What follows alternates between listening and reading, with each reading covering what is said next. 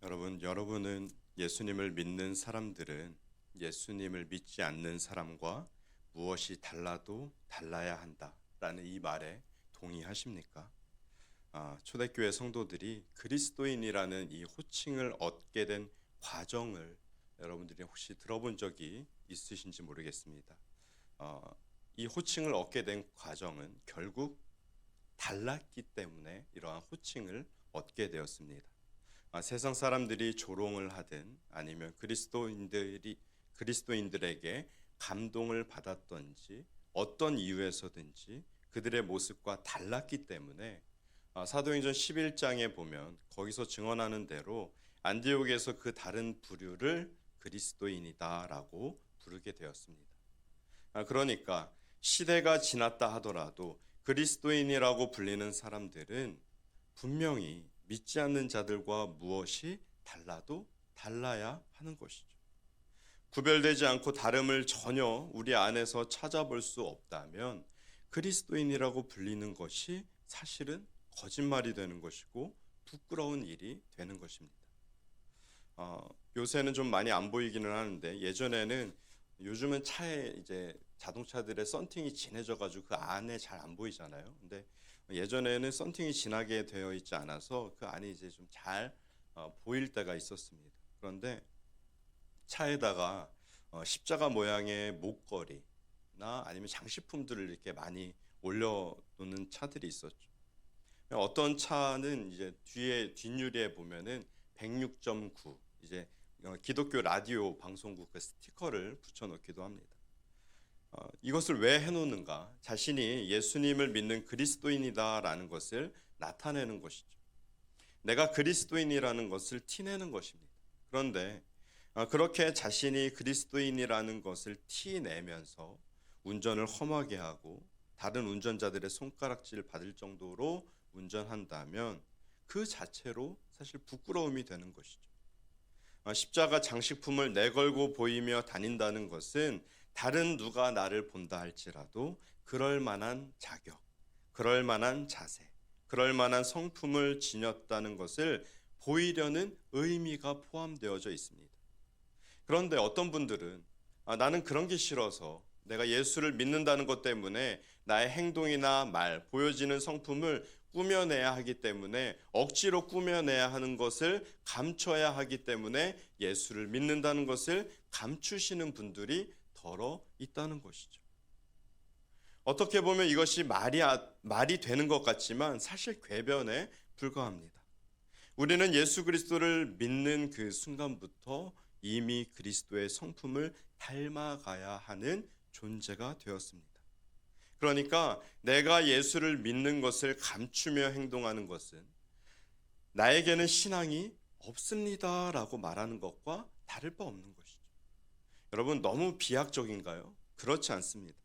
우리는 거부할 수 없는 은혜와 하나님의 사랑을 입은 자들로서 예수 그리스도의 성품이 이미 주어졌고 주님을 점점 닮아가는 삶을 살아가는 사람들인데 이것을 때에 따라서 감추며 살아간다? 여러분, 이것이 우리가 가진 신앙이 세상의 무속신앙도 아니고 기회에 따라 보였다 감췄다 할 수 있는 그런 신앙이 아니라는 것이죠. 오히려 나는 그리스도를 믿는 자로서 그 신앙을 지닌 자이지만 아직 나의 연약함 때문에 내가 이 정도밖에 되지 않는 아직 주님을 닮기에는 많이 부족한 지금도 여전히 하나님의 은혜가 필요한 사람입니다라고 생각하는 것이 마땅하다는 것입니다. 운전할 때마다 그리스도인이 그렇게 운전하면 되겠냐는 소리를 듣기 싫어서 그 십자가 목걸이를 걸어놓은 것, 그 장식품을 떼어버리는 것이 아니라 그 십자가를 붙여놓고도 여전히 다른 사람들이 보기에 저 운전자는 예수님을 믿어서 양보도 잘하고 운전을 저렇게 잘 하는구나 라는 말을 듣게 해야 하는 것이죠. 누군가 나의 운전에 대해서 비난을 혹시 할지라도 먼저 죄송하다고 말하며 이럴 고개 숙일 준비가 되어 있는지. 여러분, 제가 운전을 예시로 들었지만 사실 우리의 삶의 모든 순간이 다 마찬가지 아니겠습니까? 오늘 본문의 소제목은 성경책에 쓰여 있는 대로 그리스도의 겸손입니다. 그런데 저는 오늘 설교의 제목을 그리스도의 사랑을 이루라 라고 정했습니다. 본문을 묵상하다가 한 가지 깨닫게 된 것은 결국 이 겸손이 무엇으로까지 이어지는가? 그리스도의 사랑으로 귀결되더라라는 것이죠. 겸손을 통하여서 그리스도의 사랑의 모습이 발현되는 것입니다. 본문을 통해서 우리는 어떤 모습으로 우리가 살고 있는지, 또 어떤 모습으로 살아야 하는지, 결국 어떤 모양을 추구해야 하는지 함께 은혜를 나누고자 합니다. 오늘 본문을 살펴보니까 사도 바울은 빌립보 교회 성도들에게 1장에서 그들이 받는 고난에 대해서 마땅한 것이다 라고 말씀합니다. 그리스도를 믿음으로 얻게 되는 고난은 당연히 따라오는 것이고 이것이 결국에는 하나님께 영광이 될 것이다 라는 것을 말씀합니다. 그리고 나서 이어지는 오늘 본문에서 여러 고난을 겪는 빌립보 교회의 성도들을 향하여서 한 가지 질문합니다. 말씀해 보니까 그러므로 여러분 그리스도 안에서 여러 가지 권면하는 것과 사랑으로 위로하는 것과 성령 안에서 서로 교제하는 것과 긍휼히 여기는 것과 자비 베푸는 것을 알고 있지 않습니까? 라고 질문하죠. 이 질문이 의도하는 것은 주님 안에서 서로 연합한다는 의미를 내포하고 있습니다. 그래서 2절에 보니까 이러한 것들을 행할 때 마음을 같이 하고 사랑 안에서 뜻을 같이 하고 하나가 되라고 권면합니다. 그러면 이러한 권면이 왜 이 성도들에게 주어진 것일까? 왜 사도 바울은 이러한 권면을 했던 것일까? 3절에서 말하는 것은 당시 빌립보 교회의 상황을 말해줍니다. 교회 안에 어떤 일이 일어나는가? 분열이 일어난 것을 사도 바울이 알게 된 것이죠. 사도 바울은 이 빌립보서를 통하여서 이 빌립보서 전체를 통하여서 기뻐하라는 말씀을 전합니다. 그런데 이 교회 안에서 분열이 일어났다는 것을 알게 되고 이 빌립보 교회 안에서 무슨 일을 할 때마다 다툼이 일어나고 허영으로 거칠애로만 하고 있었던 것을 안 것이죠. 마음이 낮아지는 것이 아니라 다른 사람들의 마음까지 헤아림으로 이해하려는 것이 아니라 내 자리에서 낮아질 생각이 없이 이기적으로 교만한 마음을 지닌 상태로 서로를 향하여서 정죄만 하고 있었던 것입니다. 이것이 오늘 본문의 배경이죠. 그들의 연합이 깨지고 있음을 사도 바울이 알았던 것입니다. 사도 바울이 빌립보 교회에 편지를 보내면서 기뻐하라고 했는데 기뻐하기는커녕 분열이 일어나고 있었던 것이죠. 사도 바울은 이러한 문제의 원인이 어디에 있다라고 말씀하냐면 여러분 겸손한 마음의 반대가 무엇일까요? 교만한 마음입니다. 저들이 겸손하지 아니하여서 이러한 일들이 일어나게 되었다 말씀합니다. 문제의 원인을 정확히 짚어냈죠. 빌립보 교회 안에서는 서로 교만한 마음을 가지고 신앙생활을 하고 있었습니다. 그러다 보니까 나타나는 현상이 다툼과 허영, 이기적인 마음, 그러한 행동들이 나와진 것입니다. 나밖에 모르는 신앙생활을 했던 것이고 남의 일에 별로 관심이 없는 신앙생활이 이어지고 있던 것입니다. 하나됨이 계속해서 깨지고 있던 것이죠. 그 시작이 교만이었는데 이 교만으로 시작하여서 서로 마음을 같이 하지 못하게 갈라놓게 되고 서로 사랑하지 못하게 되고 모든 것이 분열되는 것에 앞장서게 되고 갈등하게 되고 다투게 되고 거치는 대로 이기적인 행동만 하게 된 것입니다. 그러니까 이러한 현상들이 사라지게 하기 위한 가장 확실한 방법은 무엇인가? 이 교만을 무너뜨려야만 하는 것입니다. 교만을 해결해야만 문제가 해결된다는 것과 같은 말씀을 하는 것입니다. 저와 여러분의 삶도 마찬가지.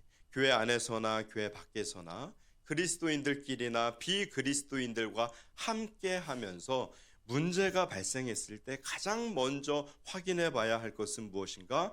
혹시 내가 가진 교만 때문은 아닐까? 우리는 이 고민을 늘 해야 하는 것이죠.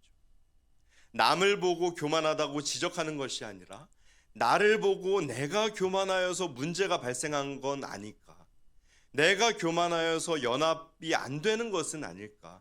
내가 교만하여서 문제가 해결되지 않는 것은 아닐까? 나를 보고 고민해야 하는 것입니다. 이제 원인을 분명하게 알았으니 해결 방법을 따라가면 됩니다. 내가 얼마나 더 겸손해야 할까라는 질문을 우리 스스로 해본다면 그 답은 너무나 분명합니다. 사도 바울이 말씀한 대로 예수님이 죽기까지 복종하신 바로 거기까지 내가 완벽하게 그것을 따라할 수는 없겠지만 주님이 보여주신 정도로 겸손하는 것이 우리가 배운 그리스도의 겸손, 이 그리스도의 겸손이 되는 것입니다. 여러분, 우리가 어린 아이들을 훈육할 때, 자녀들을 훈육할 때 부모님들이 이런 표현을 자주 씁니다. 엄마가, 아빠가 딱 셋만 셀 거야. 셋 셀 때까지 안 하면 혼나는 거야. 하나, 둘, 셋. 여러분, 우리가 언제까지 몇 번이나 겸손해야 되겠습니까? 언제까지 그 겸손을 보여야겠습니까? 하나, 둘, 셋이 아니라 예수님이 보여주신 그 겸손까지, 그것까지 비슷해질 만큼 그에 준할 정도로 겸손해야 함을 기억한다면 우리는 충분히 겸손을 나타내 보이며 우리 안에 살아있는 그 교만을 꺾어버릴 수 있는 것입니다. 여러분, 우리는 어떤 행동의 변화가 필요할 때 기준을 찾습니다. 그래서 몸이 건강해지기 위해서 하루에 몇 시간을 운동해야 하는가, 몇 시간을 걸어야 하는가, 새끼 식사에 무엇을 얼마나 챙겨 먹어야 건강해지나, 이런 질문들을 하면서 이에 대한 전문가나 많은 사람들이 제시하는 어떤 기준에 맞춰서 우리도 같이 따라가죠. 그런데 겸손에 대한 기준은 사실 굉장히 높습니다. 예수님이 보여주신 겸손까지 겸손해야 합니다. 그래야 내 안에 살아 움직이는 교만을 잠재울 수 있는 것이죠. 우리는 스스로 우리를 가만히 두면 죄를 짓지 않을 것 같지만 스스로 가만히 두면 우리는 자연스럽게 죄를 따라 움직이고 죄를 따라 생각하고 결국 그 교만이 나타나게 되는 것입니다. 이것을 꺾어버릴 가장 좋은 방법은 예수님이 죽기까지 복종하셔서 보여주신 그 겸손을 따라 그 겸손의 자세, 겸손의 마음을 배우고 동참하는 것임을 여러분 믿으시기 바랍니다. 우리가 겸손하면요, 깨어진 것도 다시 뭉치게 되고 연합이 살아나고 위로가 가득해지며 교제에 기쁨이 넘치게 되고 서로 긍휼히 여기며 자비로움을 나타낼 수 있습니다. 우리가 예수님의 겸손을 따라가는 그 하나뿐인데, 그 한 가지뿐인데 이로써 많은 것들이 회복되고 온전하여지는 것을 경험할 수 있게 된다는 사실이죠. 마음을 같이하여서 교회를 세우고 또 믿지 않는 자들에게 그리스도의 향기를 바라게 되고 구별된 자로서 우리의 삶을 보여줄 수 있게 되는 것입니다. 사도 바울은 이러한 문제들에 대한 답으로서 예수님을 언급합니다. 5절에 보니까 그리스도 예수의 마음을 품으라. 이 마음을 품으면 이것이 가능하다라고 말씀합니다. 예수님은 6절 말씀과 같이 하나님이시며 7절과 같이 우리와 같은 사람의 모양이셨으나 죄가 없으셨고 8절과 같이 고난 가운데 낮아지셨는데 십자가에 죽기까지 복종하셨습니다. 말씀해 보니까 그는 근본 하나님의 본체시나 예수님은 하나님이셨으나 계속해서 낮아지셨고 낮아지심의 끝인 십자가에 죽기까지 낮아지셨습니다. 이 자체로 겸손에 대한 정의를 우리에게 내려 주신 것입니다. 그리스도인들이 겸손해야 하는데 무엇을 기준으로, 무엇을 본으로 삼아 겸손을 배워야 하는가? 그 정의를 예수님이 직접 보여주신 것이죠. 죽기까지 복종하신 겸손함. 이 겸손함을 배우고 본받아야 우리 안에 체득될 수 있어야 하는 것입니다. 그래야 우리가 겸손에 대해서 알고 행동한다 하여도 예수님이 보여주신 겸손과 비교하면 사실 턱없이 부족하다는 것을 스스로 보게 되는 것이죠. 우리 주변을 둘러보면 나를 중심으로 교회와 나를 중심으로 어떠한 관계가 어지럽진 않은지 좀 살펴볼 필요가 있습니다. 뭔가 정리가 안 돼 있고 혹시 그 가운데 불협화음이 나고 있다면 혹시 내가 교만하여서 그러진 않은가 생각해 봐야 하는 것이죠. 여러분 혹시 다른 사람 앞에서 의시돼야만 교만이라고 생각하십니까?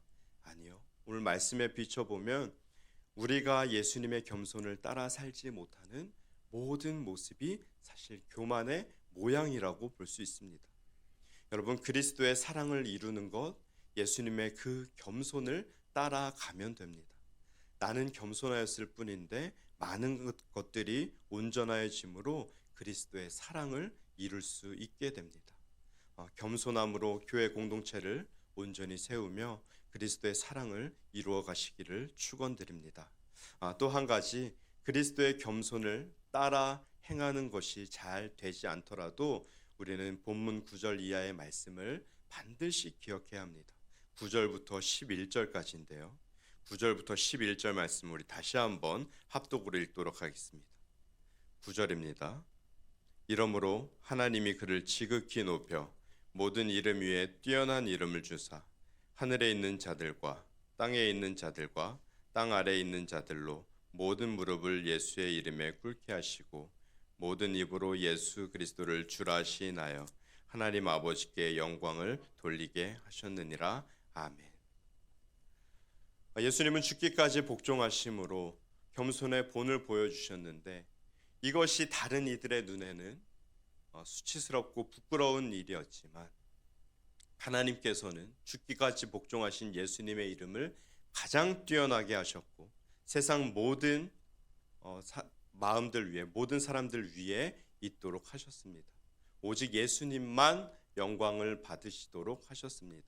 마찬가지로 예수 그리스도의 겸손을 배워서 그 겸손을 나타내며 사는 삶이 어쩌면 손해처럼 느껴지고 그렇게 느껴질지라도 이것을 따라 사는 인생에게 결국 주의 영광을 허락하시며 승리를 주신다는 사실입니다. 세상의 기준에서는 미련해 보이고 손해처럼 느껴지고 어리석어 보일지라도 그렇게 살아남으로 결국 마지막에 하나님께서 반드시 우리를 승리케 하심을 믿으시기 바랍니다. 말씀을 맺습니다. 모든 이름 위에 뛰어난 이름 예수 그리스도. 예수 그리스도께서 보이신 십자가의 죽기까지 보이신 복종으로 겸손을 나타내셨습니다. 이제는 우리가 그 겸손을 따라 살아야 할 차례입니다.